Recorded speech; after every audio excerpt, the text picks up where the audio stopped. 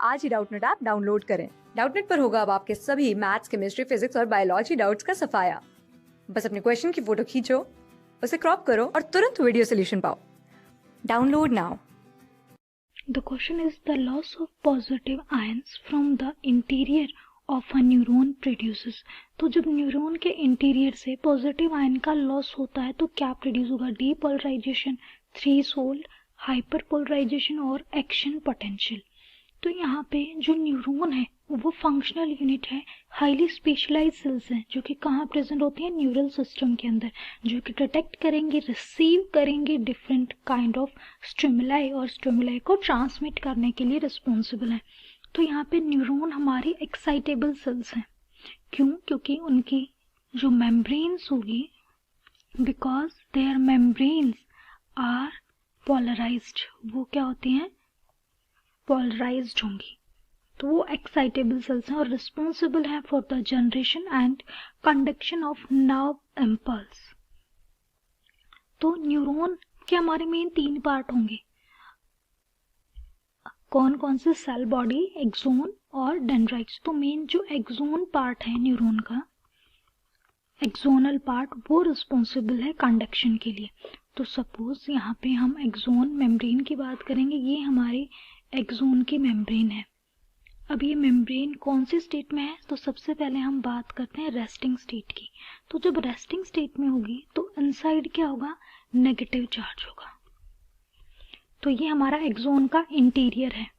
Okay, interior है axon का, या हम इसको बोल सकते हैं एक्सोप्लाज्म।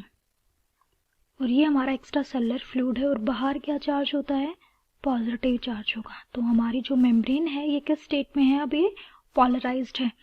अब रेस्टिंग स्टेट में यहाँ पे जो ये मेम्ब्रेन होगी वो सोडियम आयन के लिए इम्परमिएबल होगी, मतलब सोडियम आयन एंटर नहीं करेंगे, और कुछ पॉजिटिव चार्ज प्रोटीन जो कि अंदर प्रेजेंट है उसके लिए भी इम्परमिएबल होगी, बट ये फ्रीली परमिएबल होगी पोटेशियम आयन के लिए।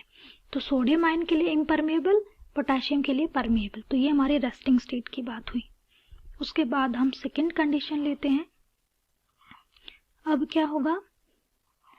सेकेंड कंडीशन, जब नर्व इम्पल्स का कंडक्शन होगा। तो अब फर्स्ट कंडीशन में हमने स्टिमुलस को अप्लाई नहीं किया था, मेम्ब्रेन हमारी रेस्टिंग स्टेट में थी। तो सपोज हमने यहाँ पे ए पॉइंट पे स्टिमुलस को अप्लाई कर दिया, तो जैसे ही हम स्टिमुलस को अप्लाई करेंगे ये जो मेम्ब्रेन है ये परमिएबल हो जाएगी सोडियम आयन के लिए। तो बहुत सारे लार्ज अमाउंट में सोडियम आयन स्टिमुलस को अप्लाई करते ही एक्सोन के अंदर एंटर कर जाएंगे। तो ये पॉजिटिव आयन है। तो हमारे जो मेम्ब्रेन का इंटीरियर है अब वो जो पहले नेगेटिव था रेस्टिंग स्टेज में वो अब पॉजिटिव हो जाएगा। तो इस स्टेट को हम क्या कहेंगे कि हमारी जो मेम्ब्रेन है वो क्या हो गई है? पोलराइज्ड हो गई है।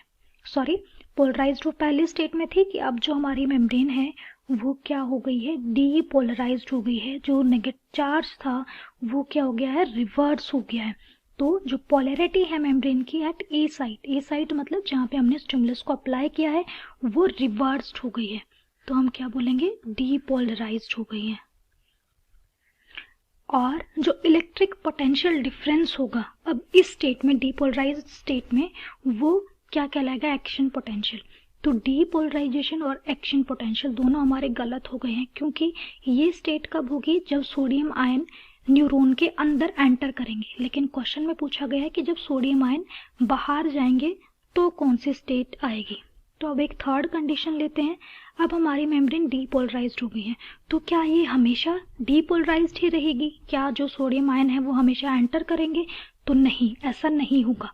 ये जो स्टिमुलस है, this rise in the stimulus, जो सोडियम आयन की परमेबिलिटी है वो एक्सट्रीमली शॉर्ट लिव्ड होती है। बहुत ही, ये जो परमेबिलिटी है ये क्या है? शॉर्ट लिव्ड है, सिर्फ थोड़े ही समय के लिए होती है, क्विकली।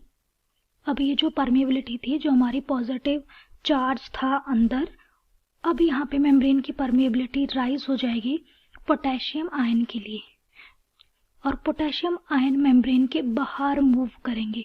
अब लार्ज अमाउंट में पोटेशियम आयन मेम्ब्रेन के बाहर मूव करेंगे, परमेबिलिटी पोटेशियम के लिए इंक्रीज हो गई है। तो अब पॉजिटिव चार्ज का लॉस होगा तो मेम्ब्रेन दोबारा से नेगेटिव चार्ज हो जाएगी, क्योंकि अब पॉजिटिव चार्ज जो था वो बाहर चला गया है। तो दोबारा से मेम्ब्रेन अपने चार्ज को रीस्टोर कर लेगी, दोबारा से नेगेटिव चार्ज हो जाएगी, और इस कंडीशन को हम क्या कहते हैं? हाइपरपोलराइजेशन। पहले मेम्ब्रेन रीपोलराइजेशन होगी, उसके बाद जो हाइपरपोलराइजेशन है वो मेम्ब्रेन को ज़्यादा नेगेटिव बनाएगा। तो ये क्या कहेंगे? Hyperpolarization is the change in cells membrane potential that make it more negative. तो ये पॉजिटिव चार्ज के लॉस होने के कारण हमारी मेम्ब्रेन नेगेटिव होगी, और उसको हम क्या कहेंगे? हाइपरपोलराइजेशन। तो करेक्ट ऑप्शन क्या हो जाएगा यहाँ पे? Option number 3। क्लास 6 से 12 से लेके नीट, IIT, JEE मेंस और एडवांस के लेवल तक 10 मिलियन से ज्यादा स्टूडेंट्स का भरोसा। आज ही डाउनलोड करें डाउटनेट ऐप या व्हाट्सएप कीजिए अपने डाउट्स 8400 400 400 पर।